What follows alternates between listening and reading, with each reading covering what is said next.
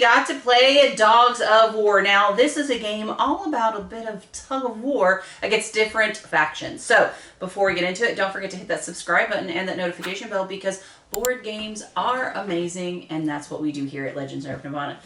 Now, I will say, this is the first time I'm ever responsible for the stats. Let's give it a go, see how it happens. Yeah, let's see how it all happens. All right, so Dog of War came out in 2014, but it is being re-released later this month. Is it later this month? Yeah. Yeah, so later this month. So that's why we've got it out of the vault and gave it a good playthrough. Rating on Board Game Geek is 7.5, rank of 859. That's really high. I liked it. Let's get into it, yeah? Yeah, 3 to 5 players, 75 minutes, age 14 and up, designed by Paleo More. Art by people I can't pronounce, so good job, guys. Matthew Harlant, Christophe Madeira. I can't read Randy's handwriting. No, I can't either, and that's part of the problem. So, for those that did the artwork, great job, guys. Where's Robert when we need him? And this is published by Cool Mini or Not. And so Randy said that this was his first ever Cool Mini or Not game. So, this is a little caveat to that. I thought he said it was the first thing he ever kickstarted. From Cool Mini or Not. Oh, I missed that part of the sentence. Yeah. So this one's the first one. Mechanics are area majority, hand management, tug of war, variety player powers, and something I can't read. So Randy's killing me on his writing. I'm not gonna let him do his notes anymore. Warrior placement? Yeah. I believe worker placement. Worker placement, sort of. Yeah, okay. Yeah, it was worker placement. All right. Currently, we got workers. Yeah, we placed them. Yeah, it's currently on Kickstarter. That's where it's from. And 11/30/2025 is the release date for it. All right, so let's talk about quality of components. So these figures are absolutely beautiful, interesting. Can they see them in the front? We'll have to take a picture now. Yeah. Well, Randy will take a picture and get them some close-ups for them. Like there's one with 2 faces. The Betrayer. These are really interesting. They all have cool hats. Yes. I love hats. Well, and just the overall figure is just super interesting. It definitely keeps you going. The money, however. So you have some cardboard, you have some plastic. It feels like the play money that you get in little kids. Like, what the heck, dude? You kept talking about it multiple times. I complained about it so many times because here's the thing. So much thought went into all of these pieces. Even the cardboard pieces we'll talk about what those do later. The scale or the variety of quality of components was so far different from the money to the everything else, right? Like the cards were nice, the board is nice. Yeah. I was like, where's the Stonemaier money? Let's just get the Stonemaier. In my house, if we were playing this, those would be in the trash. And the Scythe money would be on the table. Yeah, I mean, well, Randy doesn't throw anything away, so there's that piece of it. That's why you married him and I didn't. Exactly. But so overall, though, I do think there is some great components. The money was a little to be had. Also, the player screens, they're a little flimsy. They weren't very good at staying up. It took some work. And you were trying to hide some of your goodies behind Not on purpose. Knocked it off. No, not you. I mean, everybody was. You were trying to hide how much money, victory points, banners that you had, etc., so forth. Overall, score-wise, quality of components, the minis were really cool. For that, I'll give it a 6.5. This was so hard because I can just get rid of that crappy money and play with the pieces I like. I'm gonna say like a 7 because these are just wonderful. Those are really, they're just top notch there. Leave the coins in the box. Get the Scythe money out. All right. So moving on to the theme. The theme is that you are the people behind the noble houses, all right? And you sometimes want to intervene in the battles of the noble houses. And to do that, you can buy soldiers and send them to battle. Now, The theme is there. I mean, I don't know. We literally bought soldiers. We placed them on the board. We got benefits for placing them, and then they went after the opposing team in a battle of tug and war.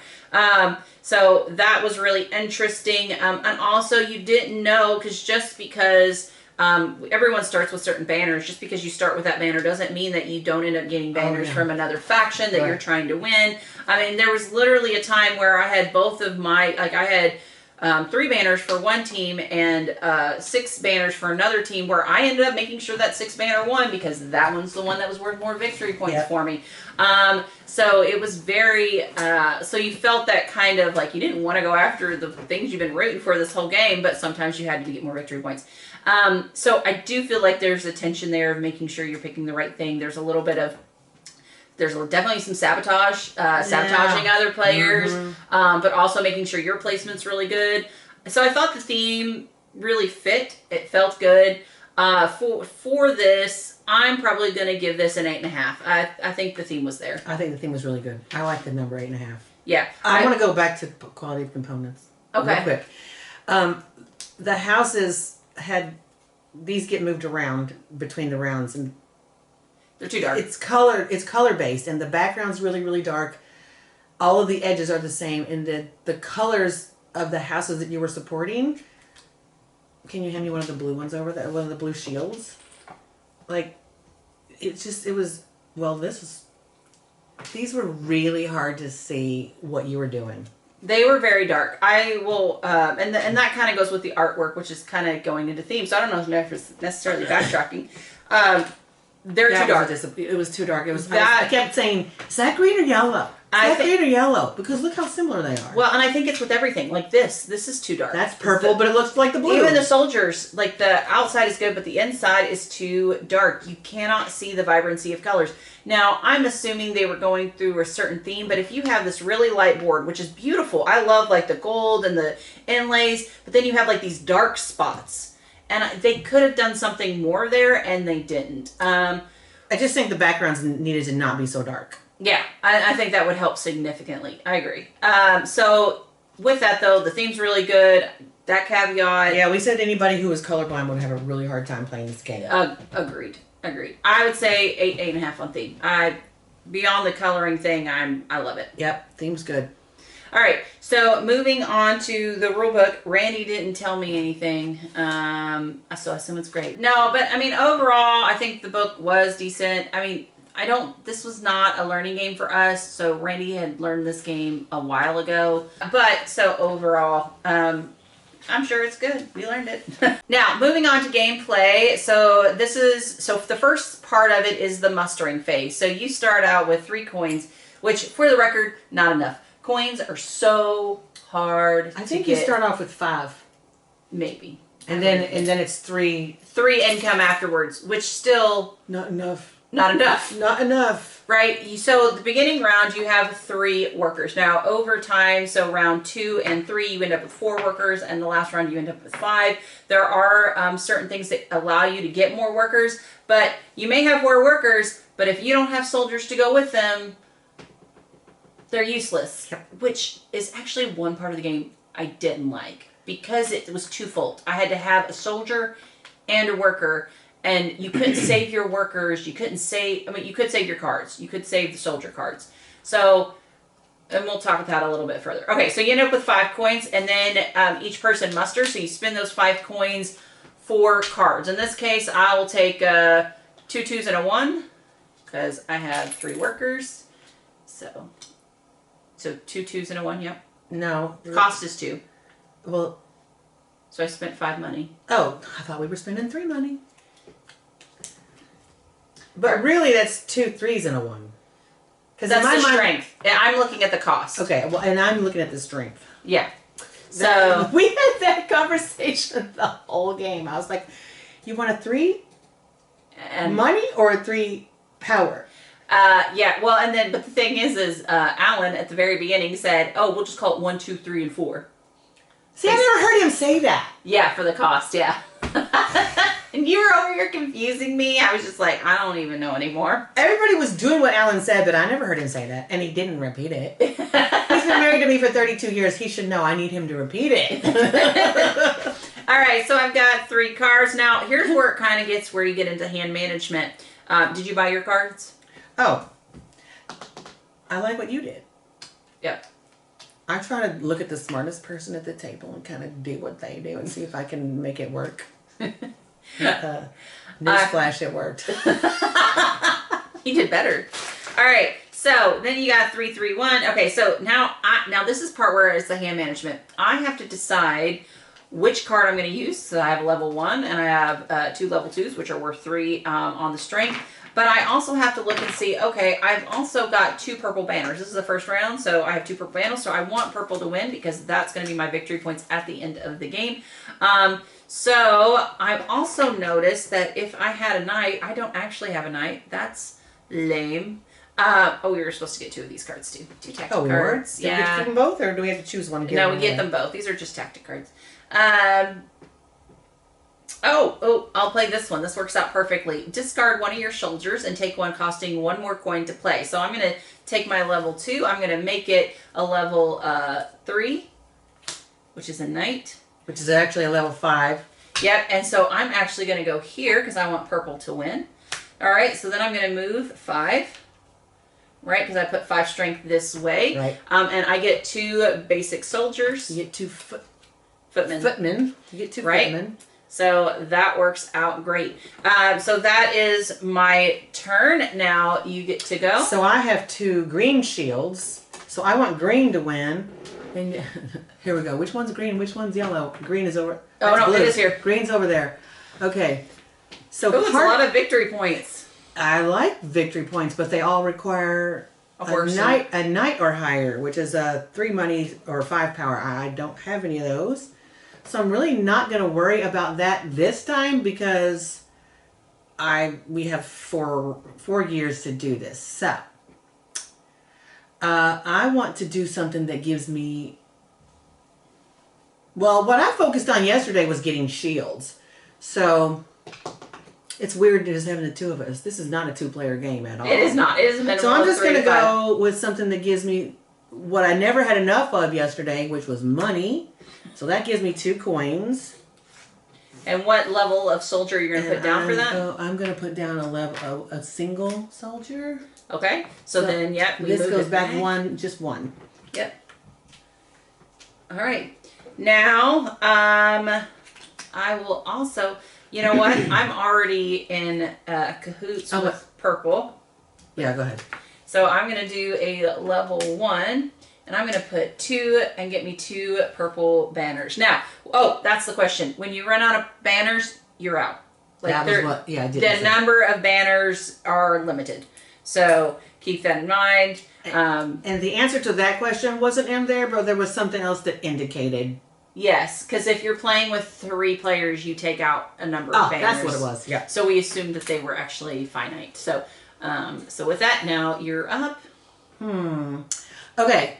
So I laid down my 3 workers that I don't have access to. That was kind of weird. They said you're supposed to leave them on the table so people can see it, but like, how do you indicate which ones you're using, which ones you're not? And we did that by... Well, and you're not allowed to hide the ones that you're using. Right. Like, I just put it behind my screen because it'll be like, oh, okay, these are mine. Right. But you're technically not supposed to do that, so that one's a little kind of weird. I'm going to go here again. Well, actually, I don't want to do that. I'm just going to go ahead and go over here and get... You don't want to get shields that you really aren't going to be able to focus on because there's actually a negative... Yeah, I ended up with negative 3 points because of it. I ended up getting some yellow shields and they were worth -1. Right, the shields go up in value, but the very lowest value is -1. So, it's a shame this card isn't over there because then I could... Oh, it's still a night. I'm going to go here. No, I don't have the +3 to get it. Here, put me over there, will you? Where do you want to go? On the one that gives me a tactic card and a shield. Okay. So I get a white shield and a tactic card, and then that goes 3 in that direction, please. All right. And my tactic card says, if you play a soldier on the losing side of a battle, advance 2 more spaces on the battle track. Okay. All right. So this is the final, or my final placement. So placement matters. Now I know that I'm going to have 4 workers, and I'm going to be really short on money because that is not something I focused on this game. Guys, it's hard to choose. It is hard to choose, and sometimes it felt like you were just. I'm taking the 2 coins because the other option. Yep. Yeah. We all were going, I don't have enough money. We never had enough money. So is that your last play? That was my last play. Okay. So you're going to take your last play. I'm going to do my last play, and I'm going to do 3 over here. And I have. Oh, I forgot that. I was supposed to. Actually, I'm going to put a 1 and do that. There Okay.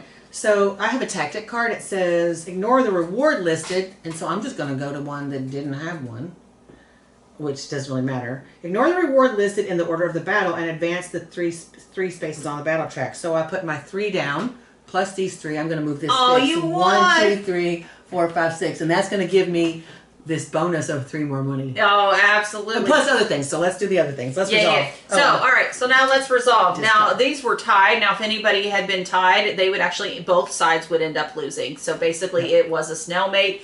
No one gets the bonus. No one gets any victory points. Now, over here, she won the battle. But because of that, she's going to get 2 victory points because there's 2 opposing generals on the other side, or captains. And the victory points are those coin Right. discs. So she's going to get 2 points Yay. here. All right. And then she's also going to get a bonus. So it's about the majority. She has the most captains on here. So she is going to get 3 coins, which, hoorah. That feels like a lot because I'm going to get 3 more. And Yeah. I never ended the round with money last time. Yeah, so feeling like so broke all the time. All right, then this over here. So this side did win, but there are no opposing captains, so neither one of us get victory points. So my special ability is I'm considered, I get an extra captain, so I technically won this. So next round I get another worker. So I'll have 5 workers next round. Yep. Luckily I got some cards because otherwise I'd be broke. All right, and then, and again, no victory points. No VPs. So that is the end of the round, and then you take all of these, you shuffle them up, so they're facing different opponents. There's several cards that you're going to end up shuffling, so there's different rewards out for different places. And that is kind of a round. You do this 4 times, and then the end game comes. Banners. All right, so for example, I have now 4 purple banners, okay? So I got 2 during the gameplay, and I have 2 on my card. All right, so I'm going to take 4 times 2 and get 8 victory points, okay? You also get victory points for soldiers that are left, tactic cards that are left, and then coins, 1 VP for every 2. And then, of course, you get victory points throughout the game by winning and things like that. So that's overall scoring-wise. So this is why this is important. What we didn't do is, so like when red won, red should have went up a step. Okay, and then white won, so white would have gone up a step. Now the caveat is you can max win. So if a red goes all the way up to the top, okay, red would go up 2 instead of 1, but purple would have gone down 1. Okay, so just kind of keep that in mind as you play. I actually liked it more than I thought I was going to. Me too. Because when I'm like Dogs of War, I was like, crap, a military game. I'm not a huge fan of military games. I'm not a huge fan of area control games. Like, I was like, oh. But this one actually wasn't too bad. I actually kind of enjoyed it. When we first sat down to the table, I was like, a lot of the time, I just want to sit down with my friends and push pieces of cardboard around the table. And for me, the interaction between all of us is the most fun. And so I did not expect to enjoy this game as much as I did. Funny thing, I always like a game a lot better if I win it the first time I play it. I'm pretty sure that's human nature, right? Like, I've never won a game and gone, well, that was lame. Well, maybe I have, but I have if it's area control. I actually am really feeling really good about how, like, I'm ending the round with 5 money and I'm gonna get 3 more. And I don't even know what my special ability is for this player. I didn't play this player. Alan, at one point I was like, sorry, Alan, I gotta go against you. And because what I wanted was against him, I didn't like doing that. But I mean, I did like winning. So I'm just not as competitive as most of the people at the table is what I'm trying to say. But this game, I was able to win. Anytime I get to beat Randy, it's a good day. It's And true statement. did he have the second highest score? No, Andrew had the second. So I beat Andrew and Randy. Yep. I beat everybody, but Yeah. beating Andrew and Randy was a big day for me. So I'm going to give this game a score of like 8.75. I really had fun. Oh, well, that's great. I'm probably more in the 7.5, 8 range. I think there's definitely a lot of fun.